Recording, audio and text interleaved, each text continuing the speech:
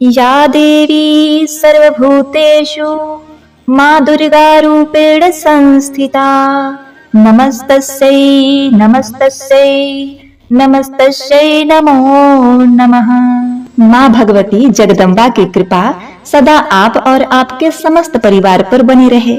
प्रिय भक्तों, माँ दुर्गा खुद कहती हैं, जिस घर में मंदिर में किसी स्त्री या पुरुष द्वारा दुर्गा सप्तशती का पाठ प्रतिदिन होता है, वहाँ के स्थान को मैं कभी नहीं छोड़ती। दुर्गा सप्तशती पाठ मंत्रों से भी कई गुना फलदायी है। तो आप सभी भक्त अपनी मंगल कामना के लिए, विपत्ति आदि व्याधियों से मुक्ति के लिए, धन संपदा की प्राप्ति के लिए दुर्गा सप्तशती का पाठ रोज करें। ओम दुम दुर्गाय नमः। प्रतिदिन अध्याय का पाठ करने से पहले दुर्गा कवच अर्गला कीलक पढ़ेंगे, फिर आगे का अध्याय, इसके बाद माँ दुर्गा की आरती और फिर क्षमा प्रार्थना। यह नियम होता है क्योंकि ब्रह्मा जी ने कहा है कि यदि दुर्गा कवच अर्गला कीलक के बाद श्री दुर्गा सप्तशती का पाठ या श्रवण करें तो साधक की दिनों दिन उन्नति होती है। तो भक्ति भाव से नमाण मंत्र का उच्चारण कीजिए। ऐं ह्लीं क्लीं चामुंडाय विच्चय। सबसे पहले विनियोग है ओम नमः चंडिकाय। माँ दुर्गा के चंडी रूप को हमारा नमन है। नारकंडे जी ने ब्रह्मा जी से कहा, हे पितामह, इस सृष्टि में परम गोपनीय, सभी प्रकार के मनुष्यों का रक्षक और अब तक अज्ञात हो ऐसा कोई साधन मुझे बतलाने की कृपा करें। ब्रह्मा जी ने कहा, संपूर्ण प्राणियों का हितकारी, पवित्र एवं परम गोपनीय उपाय तो केवल एक देवी का कवच ही है। हे मुनिवर, उसे आप श्रवण करें। देवी की 9 मूर्तियां हैं जिन्हें नव दुर्गा के नाम से जाना जाता है। उन शक्तियों के नाम मैं अलग अलग बताता हूँ, जो इस प्रकार है। पहला नाम शैलपुत्री, दूसरा ब्रह्मचारिणी, तीसरा चंद्रघंटा, चौथा कुसमांडा, पांचवा स्कंद माता, छठा कात्यायनी, सातवां कालरात्रि, आठवां महागौरी तथा 9वीं सिद्धिदात्री है। जो व्यक्ति अग्नि से दग्ध हो रहा हो, रणभूमि में शत्रुओं द्वारा आच्छादित हो गया हो अथवा भीषण संकटापत्र अवस्था में हो, तो वह मनुष्य यदि जगत जननी माँ दुर्गा के शरणागत हो जाए तो किसी भी अवस्था में उसका अनिष्ट नहीं हो सकता, वह किसी भी विपत्ति में नहीं पड़ सकता तथा वह शोक दुख भय आदि बाधाओं से मुक्त हो जाता है। हे देवी, जो लोग भक्ति युक्त होकर आपका स्मरण करते हैं उनकी दिनों दिन उन्नति होती है। हे देवी, अपने आराधक की तुम निश्चित ही रक्षा करती हो। चामुंडा देवी का वाहन प्रेत, बाराही का महिष, इंद्रिय का एरावत नामक हाथी और वैष्णवी का गरुड़ है। महेश्वरी बैल पर तथा कौमारी मोर पर सवार हैं। विष्णु पत्नी महालक्ष्मी हाथ में कमल लिए कमलासन पर विराजमान है। श्वेतवर्णा ईश्वरी बैल पर तथा ब्रह्माणी सरस्वती समस्त अलंकारों से विभूषित होकर हंस पर आरूढ़ हैं। समस्त देवियां अनेक अलंकारों एवं रत्नों से सज्जित होकर योग शक्तियों से पूर्ण हैं। इनके अतिरिक्त और भी अनेक देवियां हैं जो दानवों के दलन तथा संतों की सहायता के लिए क्रोधाकृत से रथ में सवार रहती हैं। उन देवियों के कर कमलों में शंख, चक्र, गदा, शक्ति, हल, मूसल, खेटक, तोमर, परशु, पाश, भाला, त्रिशूल, उत्तम प्रकार का सिंह, धनुष आदि शस्त्र सुशोभित रहते हैं। उनके शस्त्र धारण का उद्देश्य देवताओं की सुरक्षा, दैत्यों का विनाश एवं भक्तों को अभय प्रदान करना है। महाभयनाशिनी, महाबल, महान पराक्रम एवं महान उत्साह से युक्त हे महारौद्री, तुम्हें प्रणाम है। शत्रुओं को भयभीत करने वाली हे देवी, तुम मेरी रक्षा करो। प्रखर तेज के कारण मैं तुम्हारी ओर दृष्टिपात भी नहीं कर सकता। इंद्रिय शक्ति पूर्व दिशा में मेरी रक्षा करें और आग्नेय शक्ति आग्नेय कोण में मेरी रक्षा करें। वाराही देवी दक्षिण दिशा में, खड्ग धारणी नेत्रंत कोण में, वारुणी शक्ति पश्चिम में तथा मृगवाहिनी शक्ति वायव्य कोण में मेरी रक्षा करें। कौमारी शक्ति उत्तर में, शूल धारणी शक्ति ईशान कोण में, ब्रह्माणी ऊपर तथा वैष्णवी शक्ति नीचे हमारी रक्षा करें। इसी प्रकार शवारूढ़ा चामुंडा देवी 10 दिशाओं में मेरी रक्षा करें। आगे जया और पीछे विजया मेरी रक्षा करें। वाम पार्श्व में अजिता नाम की शक्ति, दाहिनी ओर अपराजिता, शिखा में उद्धोतनी तथा मस्तक में उमा शक्ति मेरी रक्षा करें।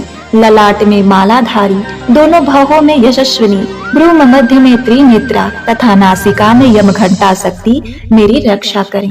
दोनों नेत्रों के बीच में शंखिनी, दोनों कानों के मध्य में द्वारवासिनी, कपोल में कालिका तथा कर्ण के मूल भाग में शंकरी शक्ति मेरी रक्षा करे। नासिका में सुगंधा, ऊपरी ओष्ठ में चर्चिका, अधरोष्ठ में अमृत कला और जीभ की रक्षा सरस्वती करें। मेरे दांतों की रक्षा कौमारी, कंठ के मध्य भाग में चंडिका, गले की त्रिघंटा तथा तालु भाग की रक्षा महामाया करे। कामाक्षी हड्डी की, सर्वमंगला वाणी की, भद्रकाली ग्रीवा की तथा धनुर्धरी शक्ति मेरी मेरुदंड रीढ़ की रक्षा करें। कंठ के बाहर नील ग्रीवा और कंठ की नली में नलकुबरी, दोनों कंधों की खड्गनी एवं वज्रधारणी शक्ति मेरी दोनों भुजाओं की रक्षा करें। दोनों हाथों की दंडिनी, अंगुलियों की अंबिका, नखों की शूलेश्वरी और कुछ ही भाग की कुलेश्वरी रक्षा करें। महादेवी स्तनों की तथा मेरे मन की रक्षा शोक विनाशिनी शक्ति करे। ललिता देवी हृदय की एवं शूल धारणी शक्ति मेरे उदर की रक्षा करें। नाभि में कामिनी एवं गुप्तांग में गुहेश्वरी मेरी रक्षा करें। कामिका तथा पूतना लिंग की और महिषवाहिनी गुदा की रक्षा करें। भगवती कटी प्रदेश में तथा विंध्यवासिनी घुटनों की रक्षा करें। संपूर्ण कामनाओं को देने वाली महाबाला मेरी जंघा की रक्षा करें। दोनों पैरों की हड्डी की नरसिंही, दोनों पैरों के निचले भाग की तेजसी देवी, पैरों की उंगलियों की श्रीदेवी तथा तालुओं की रक्षा तलवासिनी करें। दंष्टा कराली नखों की, ऊर्ध्वकेशनी देवी केशों की, कौवेरी रोमावली छिद्रों में तथा बागेश्वरी मेरी त्वचा की रक्षा करें। पार्वती देवी रक्त, मज्जा, चर्बी, मांस, हड्डी और मेदे की रक्षा करें। काल रात्रि आतों की, मुकुटेश्वरी पित्त की, पद्मावती पद्मकोश की, चूड़ामणि कफ की, ज्वालामुखी नख राशि में उत्पन्न तेज की तथा अभेदा शक्ति संधि स्थलों की रक्षा करें। ब्रह्माणी शुक्र की, छत्रेश्वरी छाया की, धर्मधारणी शक्ति हमारे अहंकार, मन एवं बुद्धि की रक्षा करें। वज्रहस्ता प्राण, अपान, व्यान, उदान और समान वायु की तथा कल्याण शोभना शक्ति हमारे प्राण की रक्षा करें। रस रूप गंध शब्द तथा स्पर्श रूप विषयों का अनुभव करते समय योगिनी एवं हमारे सत्व, रज एवं तमोगुण की रक्षा नारायणी देवी करे। वराही आयु की, वैष्णवी धर्म की, चक्रणी यश, कीर्ति, लक्ष्मी, धन और विद्या की रक्षा करें। हे इंद्राणी, तुम मेरी कुल की एवं हे चंडिके, तुम हमारे पशुओं को रक्षण प्रदान करो। महालक्ष्मी पुत्रों की तथा भैरवी हमारे भार्या की रक्षा करें।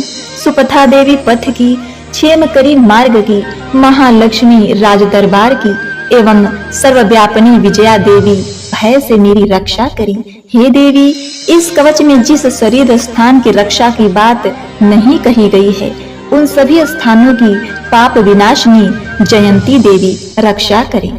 कल्याण का इच्छुक व्यक्ति इस कवच का पाठ किए बिना कहीं भी गमन न करे। इस कवच का पाठ करने वाला व्यक्ति जिन जिन स्थान पर जाता है, उसे उन सभी स्थानों पर धन की प्राप्ति, समस्त कामनाओं की उपलब्धि एवं विजय की प्राप्ति होती है।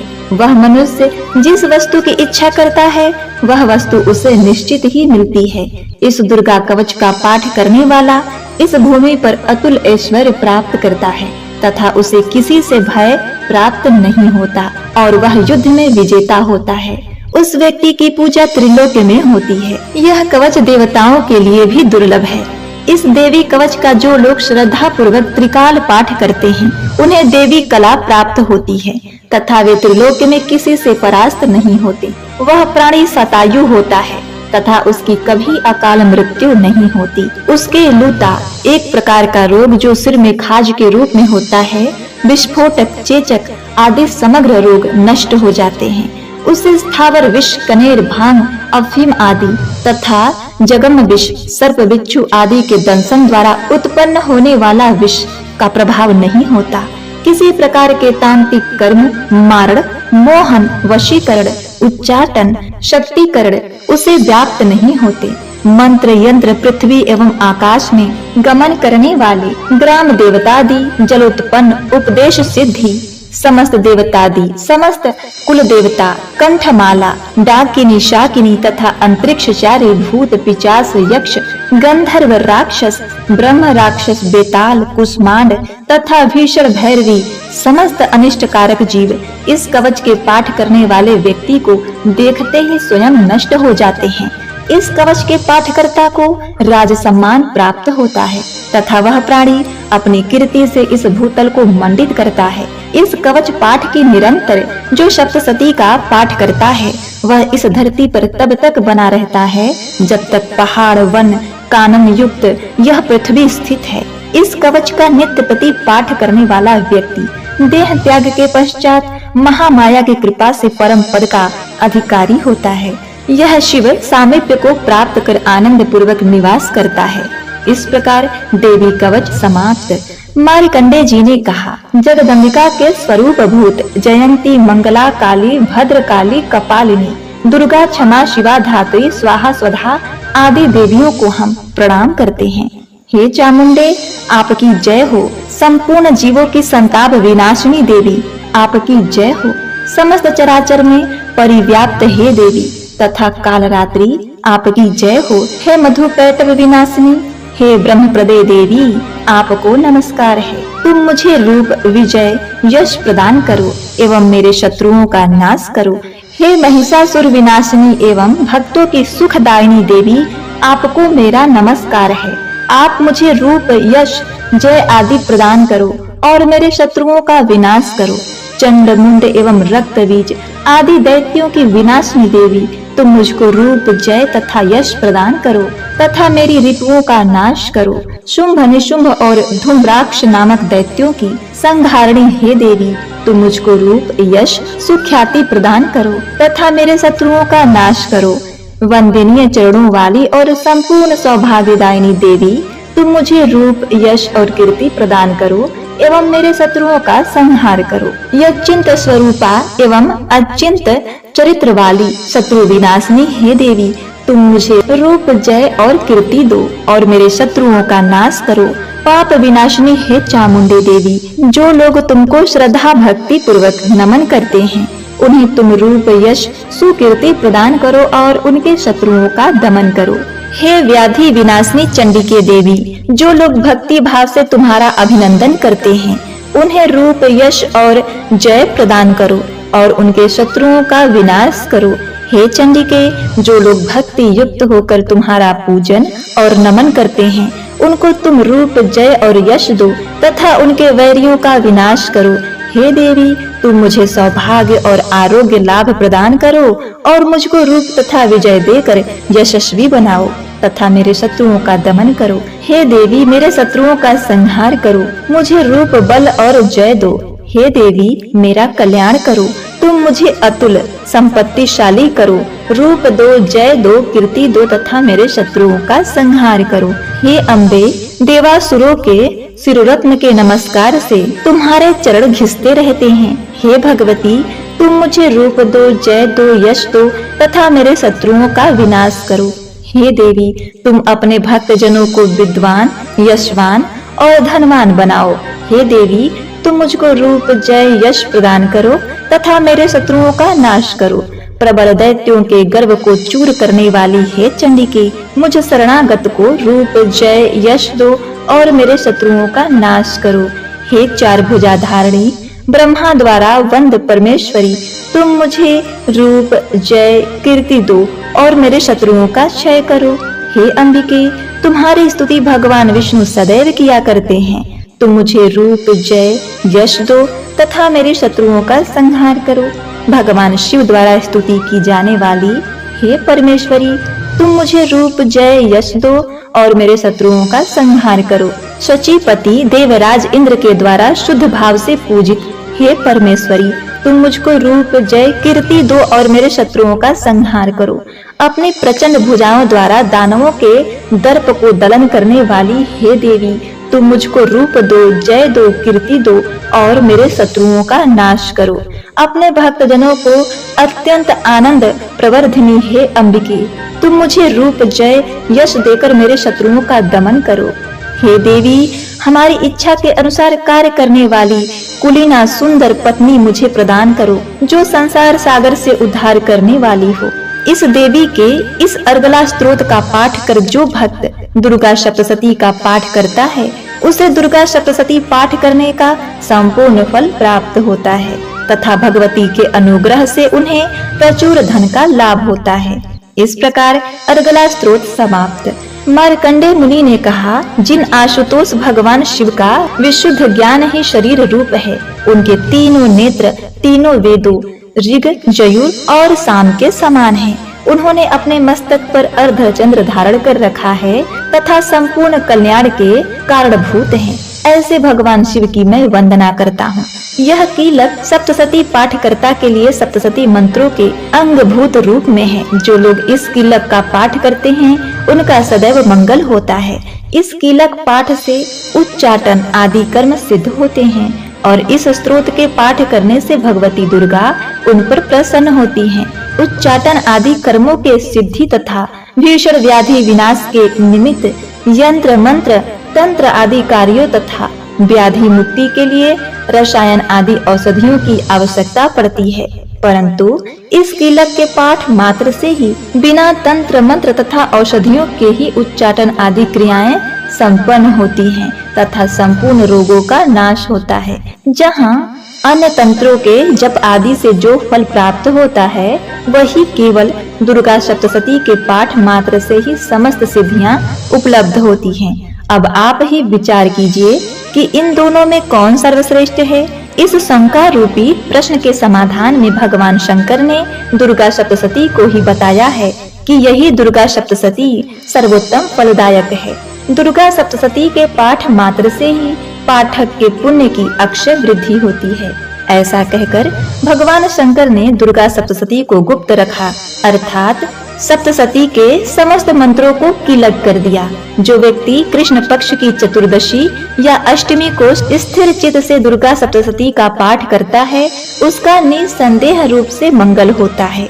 जो लोग अपना संपूर्ण द्रव्य दुर्गा देवी को अर्पित कर प्रसाद रूप में उस धन का उपयोग करते हैं, भगवती निश्चित ही उन लोगों पर प्रसन्न होती हैं, क्योंकि सप्तशती के फल को शिव जी ने कीलक कर रखा है।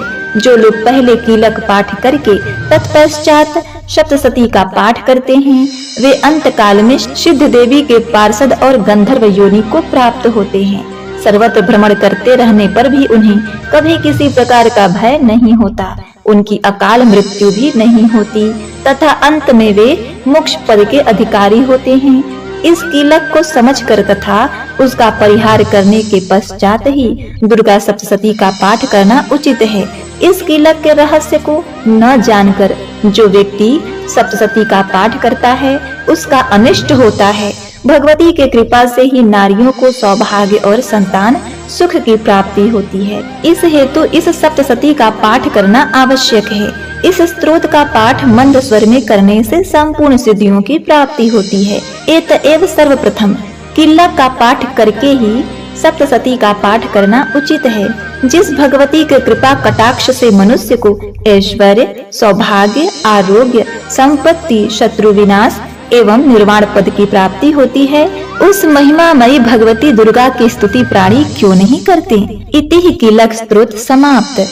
श्री दुर्गा सप्तशती का 12वां अध्याय। देवी के चरित्रों के पाठ का महात्मा। देवी बोली, हे देवताओं, जो पुरुष इन स्तोत्रों द्वारा एकाग्रचित्त होकर मेरी स्तुति करेगा, उसके संपूर्ण कष्टों को निसंदेह हर लूंगी। मधुकैटभ के नाश, महिषासुर के वध और शुंभ तथा निशुंभ के वध की जो मनुष्य कथा कहेंगे, मेरे महात्म को अष्टमी, चतुर्दशी एवं नवमी के दिन एकाग्रचित्त से भक्ति पूर्वक सुनेंगे, उनको कभी कोई पाप न रहेगा। पाप से उत्पन्न हुए विपत्ति भी उनको न सताएगी। उनके घर में दरिद्रता न होगी और न उनको परिजनों का विछोह होगा। उनको किसी प्रकार का भय न होगा। इसलिए प्रत्येक मनुष्य को भक्ति पूर्वक मेरे इस कल्याण कारक महात्म को सदा पढ़ना और सुनना चाहिए। मेरा यह महात्म महामारी से उत्पन्न हुए संपूर्ण उपद्रवों को एवं 3 प्रकार के उत्पातों को शांत कर देता है। जिस घर व मंदिर में या किसी स्थान पर मेरा यह स्तोत्र विधि पूर्वक पढ़ा जाता है, उस स्थान का मैं कभी भी त्याग नहीं करती और वहाँ सदा ही मेरा निवास रहता है। बलिदान, पूजा, होम तथा महोत्सव में मेरा यह चरित्र उच्चारण करना तथा सुनना चाहिए। ऐसा हवन या पूजन मनुष्य जानकर या बिना जाने करे, मैं उसे तुरंत ग्रहण कर लेती हूँ।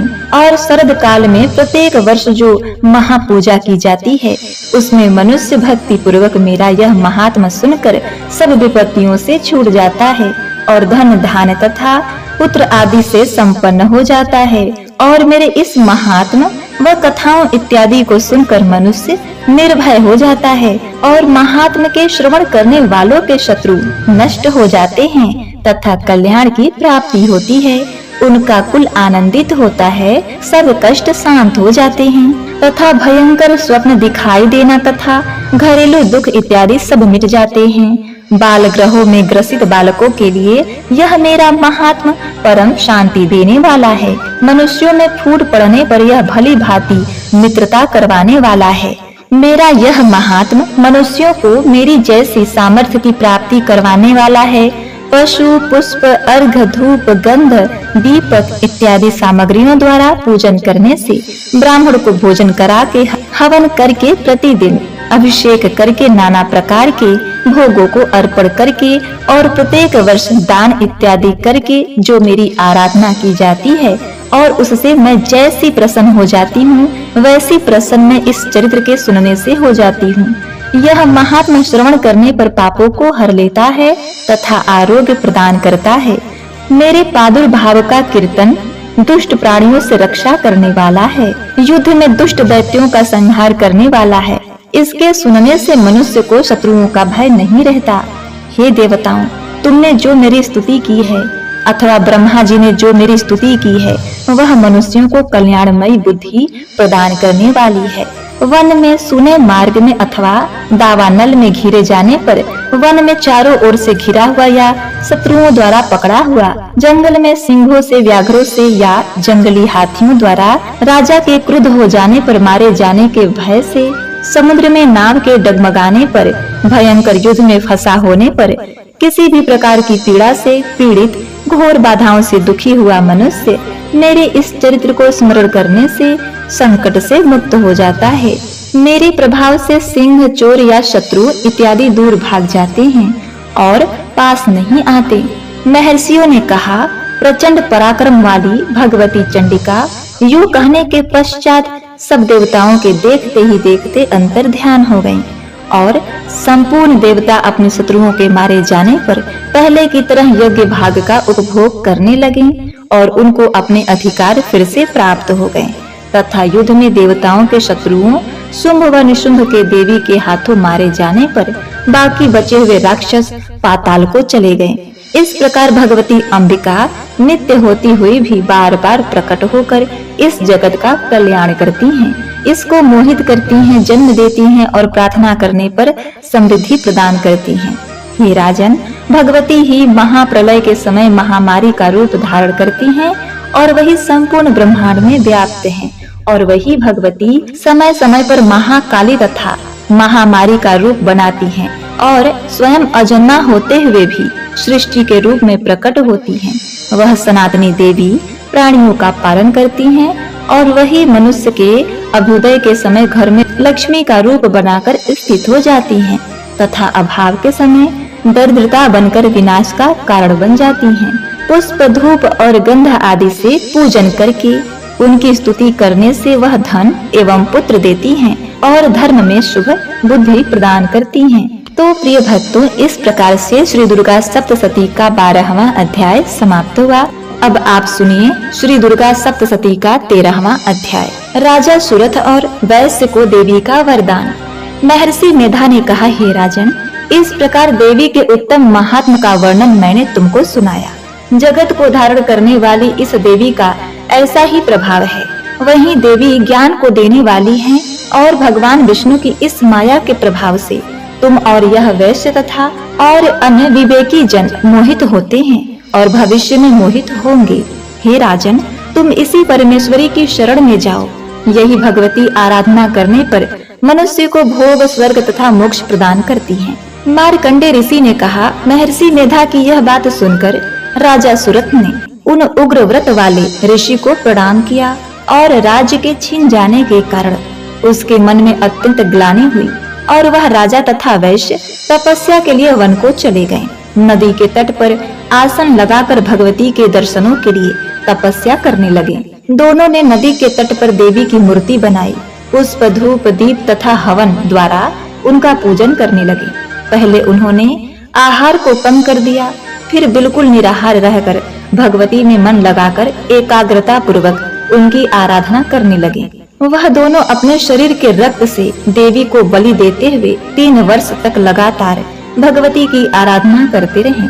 3 वर्ष के पश्चात जगत का पालन करने वाली चंडिका ने उनको प्रत्यक्ष दर्शन देकर कहा, देवी बोली, हे राजन, तुम अपने कुल को प्रसन्न करने वाले वैश्य, तुम जिस वर की इच्छा चाहते हो वह मुझसे मांगो, वह वर मैं तुमको दूंगी, क्योंकि मैं तुम पर अत्यंत प्रसन्न हूँ। यह सुन राजा ने अगले जन्म में नष्ट न होने वाला अखंड राज्य और इस जन्म में बलपूर्वक अपने शत्रुओं को नष्ट करने के पश्चात अपना पुनः राज्य प्राप्त करने के लिए भगवती से वरदान मांगा।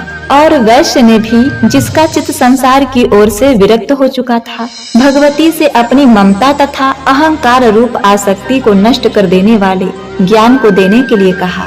देवी ने कहा, हे राजन, तुम शीघ्र ही अपने शत्रुओं को मारकर पुनः अपना राज्य प्राप्त कर लोगे। तुम्हारा राज्य स्थिर रहने वाला होगा। फिर मृत्यु के पश्चात आप सूर्यलोक के अंश से जन्म लेकर सावर्णिक मनु के नाम से इस पृथ्वी पर ख्याति को प्राप्त होंगे। कुल में श्रेष्ठ, आपने जो मुझसे वर मांगा है वह आपको देती हूँ। आपको मोक्ष देने वाले ज्ञान की प्राप्ति होगी। मार्कंडे जी कहते हैं, इस प्रकार उन दोनों को मनवांछित वर प्रदान कर तथा अपनी स्तुति सुनकर भगवती अंतर ध्यान हो गई। और इस प्रकार क्षत्रियों में श्रेष्ठ वह राजा सुरथ भगवान सूर्य देव से जन्म लेकर इस पृथ्वी पर सावर्णिक मनु के नाम से विख्यात हुए। श्री सप्तसती देवी महात्म संपूर्ण। प्रिय भक्तों, इस प्रकार से श्री दुर्गा सप्तसती का यह 13वां अध्याय संपूर्ण हुआ। अब आप माता रानी की आरती, फिर उसके बाद क्षमा प्रार्थना का श्रवण करिए। जय अम्बे गौरी मैया, जय श्यामा गौरी, तुमको निस दिन ध्यावत हरि ब्रह्मा शिवरी। ओम जय अम्बे गौरी, मांग सिंदूर विराजत, टीको मृग मद को, उज्ज्वल से दो नैना चंद्र वदननी को।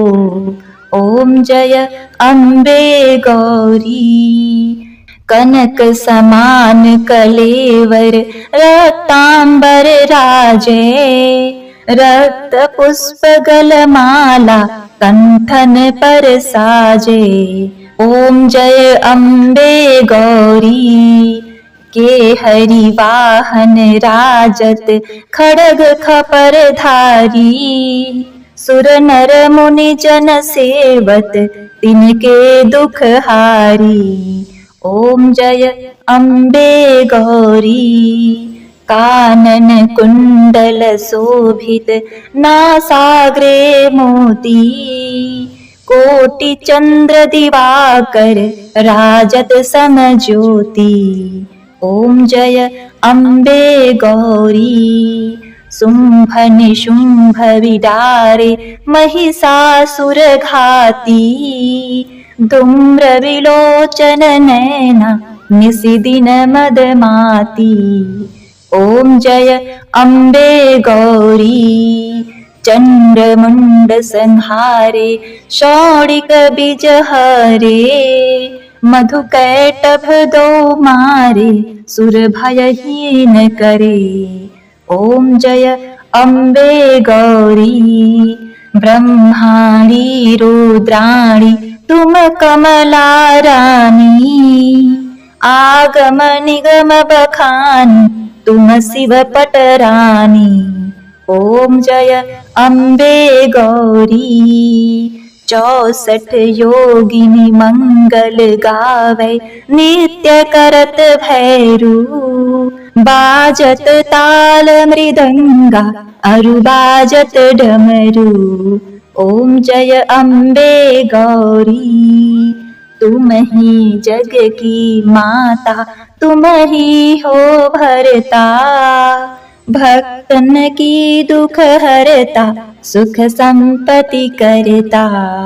ओम जय अम्बे गौरी, भुजाचार अति शोभित, खड्ग खपर धारी, मन वांछित फल पावत, सेवत नर नारी।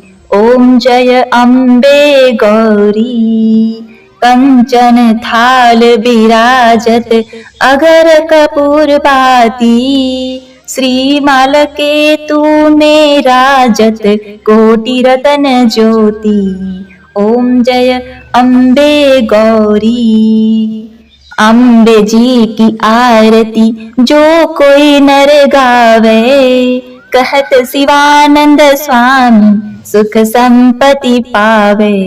ओम जय अम्बे गौरी, ओम जय अम्बे गौरी, मैया जय श्यामा गौरी, तुमको निश दिन ध्यावत, हरि ब्रह्मा शिवरी। ओम जय अम्बे गौरी। प्रिय भक्तों, अब माता की आरती करने के बाद क्षमा प्रार्थना जरूर करनी चाहिए। तो दोनों हाथ जोड़कर माँ से क्षमा प्रार्थना करते हैं। हे परमेश्वरी, मेरे द्वारा दिन रात बहुत से अपराध होते रहते हैं। मुझे अपना दास समझकर मेरे उन अपराधों को आप कृपा पूर्वक क्षमा कर दें। हे परमेश्वरी, मैं आवाहन करना नहीं जानती, विसर्जन करना भी नहीं जानती, तथा पूजा करने का ढंग भी नहीं जानती। हे माँ, मुझे क्षमा करिए। हे देवी सुरेश्वरी, मैंने जो मंत्रहीन अर्थात ना मंत्रों को जानती हूँ, ना क्रियाहीन अर्थात ना क्रियाओं को जानती हूँ, और भक्तिहीन अर्थात ना भक्ति के प्रकार जानती हूँ, तो मैंने जो मंत्रहीन, क्रियाहीन और भक्तिहीन पूजन किया है, वह सब आपकी कृपा से पूरे हो। सैकड़ों अपराध करने के बाद भी जो आपकी शरण में आके जगदम्ब कहकर पुकारता है, उसे वह गति प्रदान होती है जो ब्रह्मा आदि देवताओं के लिए भी पाना आसान नहीं है। हे जगदम्बिके, मैं अपराधी हूँ, किंतु आपकी शरण में आई हूँ। इस समय दया का पात्र हूँ, आप जैसा चाहें वैसा करें। हे देवी परमेश्वरी, अज्ञानवश, भूल से या बुद्धि भ्रष्ट होने के कारण मैंने जो भी शून्यता या अधिकता कर दी है, वो सब क्षमा करें और प्रसन्न हो। हे सच्चिदानंद स्वरूपा परमेश्वरी, जगत माता कामेश्वरी, आप प्रेम पूर्वक मेरी यह पूजा स्वीकार करें और मुझ पर प्रसन्न रहें। हे देवी सुरेश्वरी, आप गोपनीय से भी गोपनीय वस्तु की रक्षा करने वाली हैं। मेरे निवेदन किए हुए इस जप को ग्रहण करिए। आपकी कृपा से मुझे सिद्धि की प्राप्ति हो। इस प्रकार क्षमा प्रार्थना मंत्र के पाठ से दुर्गा माता आपके जाने अनजाने में किए हुए सारे अपराधों को क्षमा करेंगी और उनकी कृपा सदैव आपके ऊपर बनी रहेगी।